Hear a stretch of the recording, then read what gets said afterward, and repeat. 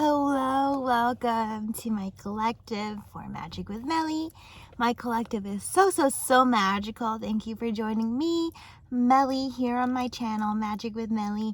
I'm doing card readings, intuitive, channeled, empathic messages, and crystal healing. You know, we could schedule some crystal healing on the chakras, DM with $11 deposit just to get started on talking about schedules and things. Otherwise, you could check out Etsy for my card readings, and you could also just stay tuned for any of the free readings. Okay, just you existing, watching helps my channel. Liking, commenting can also help build the channel. Definitely getting the algorithm to reach the people who it needs to reach.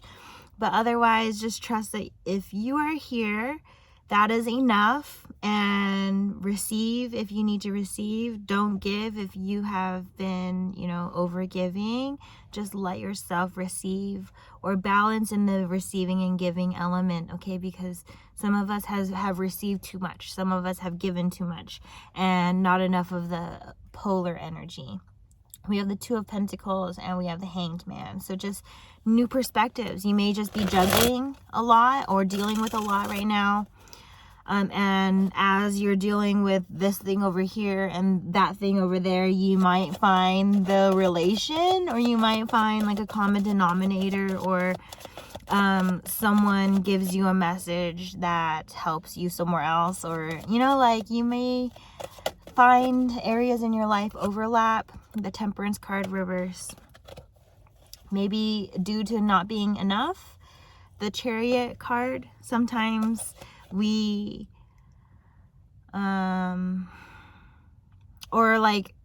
this energy of not having enough, or like abundance. Okay, there could just be abundance in negativity or abundance in positivity, and not knowing where to place it, right? If you have a lot of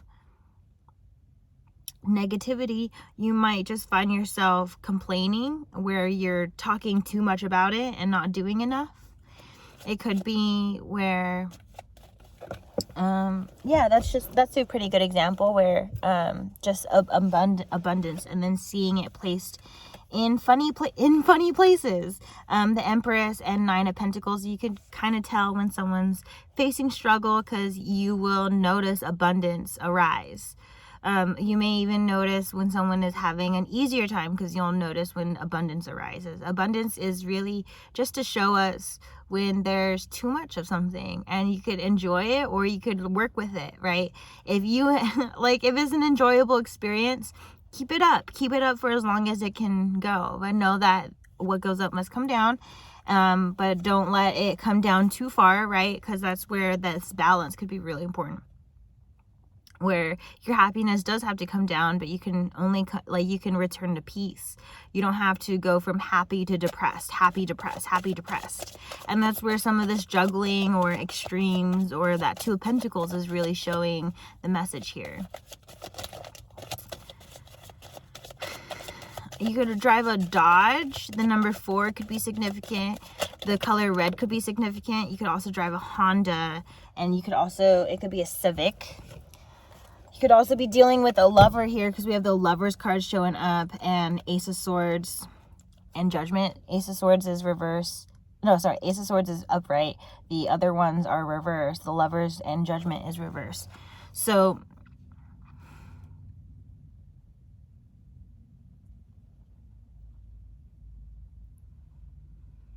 I just had to take a moment of being triggered a little bit, and then releasing, and then really getting to the lesson there. And it's really seeing your connections, or what you choose for the long term versus short term. Know your placement with it.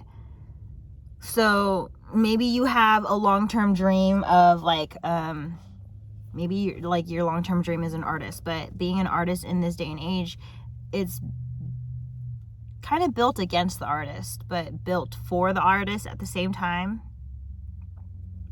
But it's so long term you're an artist, but short term you could be a cashier. Like, how, like, this is giving, like, Ace of Swords is giving, like, something sustainable, like, speaking it into existence. And that could be boundaries, that could be affirmations, that could be just how you communicate with your partner. Eight of Swords reverse, yeah, Eight of Swords. Someone's not getting stuck in the way they, like, the way that, like conditionings. Like, some people's parents behave, like, they're just stuck in behaviorals. They're just, not just parents, but just some people are just stuck in their behaviors, and it's giving, like, expanding, seeing through the behavior and going into the energy. Ooh, 543 as I was reading that, so really grounding. Like, why is it, why, like, why do I choose what I choose? Why do I do what I do? Pushing your character forward, your morals,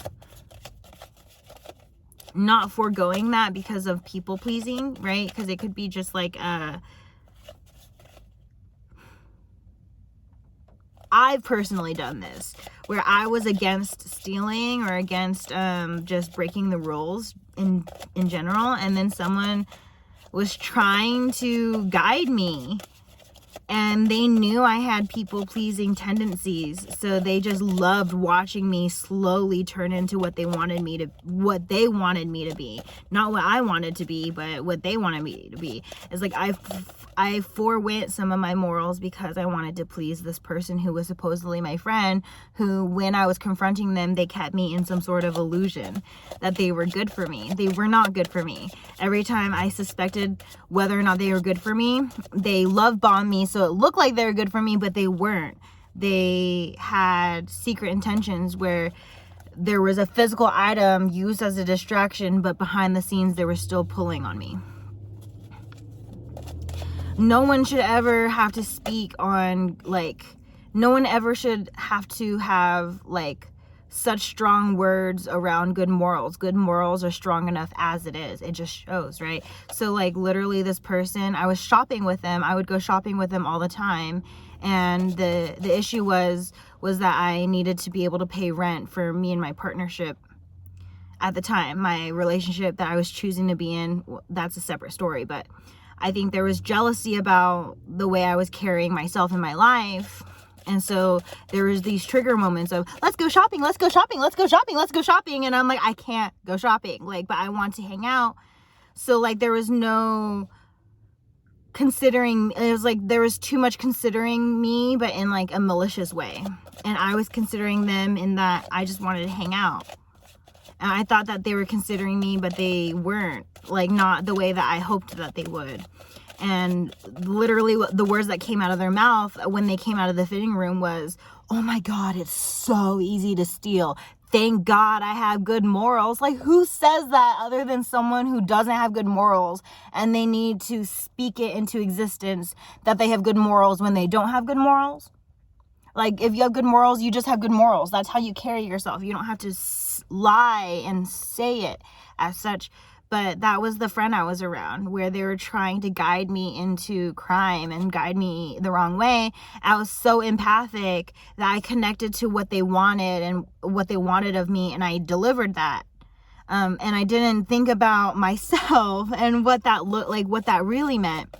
And then it was really extreme because I shut the door, and I even tried to warn our mutuals of, like, this person is awful. Like, they're hiding how awful they are, but, like, that made me an enemy. That made me, like, target number one for the entire rest of the group, because no one else was ready to see that. I was the only one ready to see it because I was the one that was being maliciously, repeatedly targeted.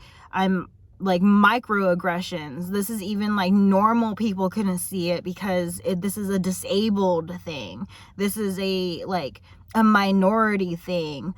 Of only people who experience it know that they're experiencing it, and from the outside looking in, you're gonna push doubt, you're gonna push all this danger on the person who's a victim, who's already a victim, right? And that's like seeing the energy and adding more to it, right? And so sometimes the victim just pulls themselves completely out, and that's what some of you need to do, but it may trigger more scenarios, you know, just to further validate that it was unsafe. Then it's like I'm hearing that quote, I had to make you uncomfortable so you would move, and it was like a quote from the universe, and it's like 10 of Wands reverse is like, what are you gonna do about this? Like the Star, someone feeling all this baggage, all this shit that's in your life, just take yourself out of it. And I know it's easier said than done, but you'll see it unfold as you need to have it unfold. You'll learn, you'll live, love, and learn as you need to.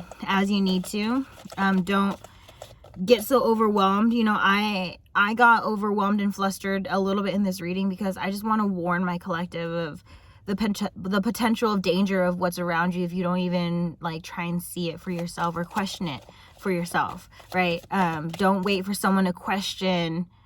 Don't wait for someone else to question whether it's good for you to then question whether it's good for you. You have to like start that skill and start that practice with yourself so that you can, like, preventative stuff. Please tap into preventative things, mind, body, soul, not just, you know, in connections, but preventative things so you don't have injuries, emotional injuries, physical injuries.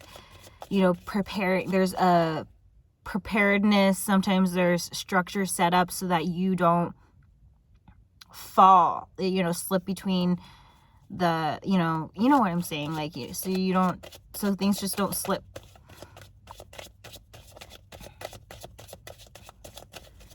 Okay, let's get a last message for the collective because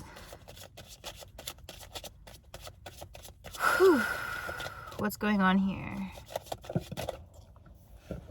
Okay, I'm getting Queen of Pentacles. Before we had a Queen of Cups wanting to be a Queen of Pentacles. So now we have Five of Cups.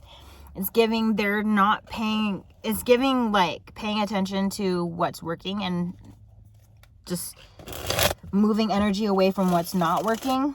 It may be easier to be like, oh my God, like I have to address this, Address it, but don't give more to it than need be. Just let things move. The High Priestess reverse. Under Two of Swords. Oof.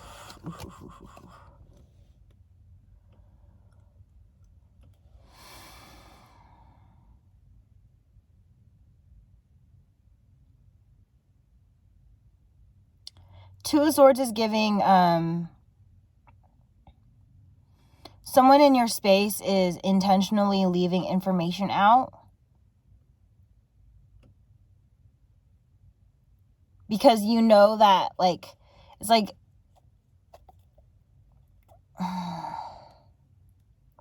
intuition is information, but then information in real life, if you don't have enough real life information, it can make your intuition seem blurry because there's a lot of room for doubt, right?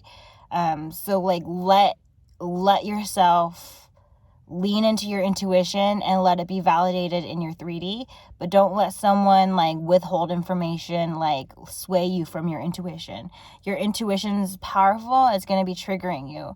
So don't let anyone, even yourself, overtalk your intuition, because you may receive something like, this person, they like, if you just feel like, this person, just listen to that.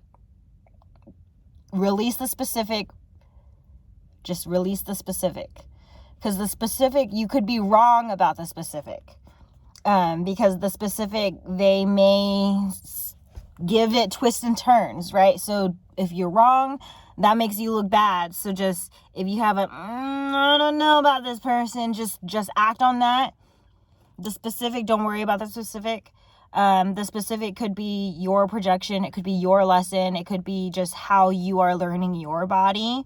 Or just even something that you're afraid of, but it's not there. So just like really let yourself see for yourself. Sometimes it could just be something where you feel discomfort because it's something you haven't experienced before. You're like, I don't know about this. But when you do know, then you do know. So let yourself get there, okay? If you don't know, then you don't know. You That's it, okay? Release what you don't know. Be like, I didn't know. I don't know. Assumptions can really make you look like an ass. So don't get there. Don't get pushed there, right? Some people, it's really easy to project. I'm hearing like, don't listen to other people over your person. That's important too. Like if you're having issues with your person, that stays with you and your person.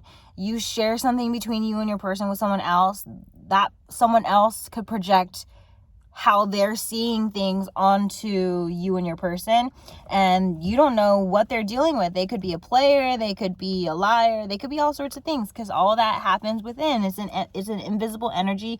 Only that person knows what they're doing as they're doing it. I want to build all sorts of trust, but what I'm saying here is I could also lie. I'm not going to discount that. I could lie right here in this video, but I'm also admitting I wouldn't do that. But you have to treat it as sensitively as that. As much trust as you build, it could be destroyed with one lie instantly. And it could be, say you're with someone for 20 years. One lie can destroy everything depending on the severity of the lie, okay? Because some lies don't have as heavy or as severe. You know, there are white lies. There are just like lies in general may or may not be acceptable for you. But just, they can be loving because they could be protecting, right? Because if some stranger on the street asks you for your number and you don't want to give them your number, are you going to give them your number? You're going to lie and give them a different number. That's a protective measure, right? There are some instances where lying is okay, right? But really see here how things can flip and be sensitive at any time. You need to always just be on your own radar with yourself and hold yourself accountable that if you carry yourself well, you're only going to bring in other people who are good for you, you know, who match you on that notion, or those that you can help bring up to this notion. But with that comes a lot of power, because you have to be able to hold your power. Being able to help someone means that you can't fall down to where they're at, because then now both of you need help. Someone has to be able to stay strong. So just stay mindful of that. Like, know that if you are too sensitive to be able to help, then say no. That it would be better suited for someone stronger to help, right? Don't take people pleasing and place yourself where you can't, or where you don't, or where you won't, or where you told yourself you would. Like, don't break promises with yourself. I broke some promises with myself because I wanted to keep promises with friends that weren't even actually friends. They were fake friends trying to coerce me into fucking up my life, when it was just comparison energy, so low vibrational, because you are you, I am me. Nothing about that can be changed, no matter what you do, no matter what you say, no matter what people you push, what pawns you make out of things. It doesn't matter. Like, you can't be me, I can't be you. Nothing can be changed there. So we might as well appreciate one another and lift each other up. And I'm so disappointed in my ex-friends, but you live and learn. And as long as I was in their space and they can continue doing what they were doing to me, they were never going to learn. And that's the very the disappointing part of it, is the fact that I cannot be in their life. Like, literally, the events have come to where I cannot be in their life. It's too triggering. There's just been too much done, and now nothing can be done. So some of you are seeing these, some of you aren't seeing these, and just things will flow and go naturally. It doesn't have to be so what it is. You know what you need. Give yourself what you need. Do it in due time. No more delaying things. You may find yourself like, oh, I'll save it for later, I'll find out later. Sometimes it gets worse later. The best is yet to come. I'm really needing to emphasize from Spirit on boundaries. winds of change could be really significant. Just being, maybe you're really in flow with the seasons and noticing like, wow, I really feel really down in the dumps. You know, like collective could really just resonate with being one with nature, because we're all one with one another. But just flow, flow, flow, flow. Flow, flow, flow, and you will grow, grow, grow. Release. And release will, okay, I say on release a lot, but releasing could be crying, laughing, peeing, pooping.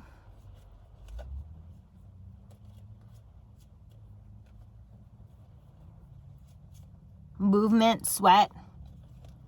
Okay, release looks different on everybody, but you may see it synchronize there. It could also be releasing physical things. But notice, like, if something feels bad, you could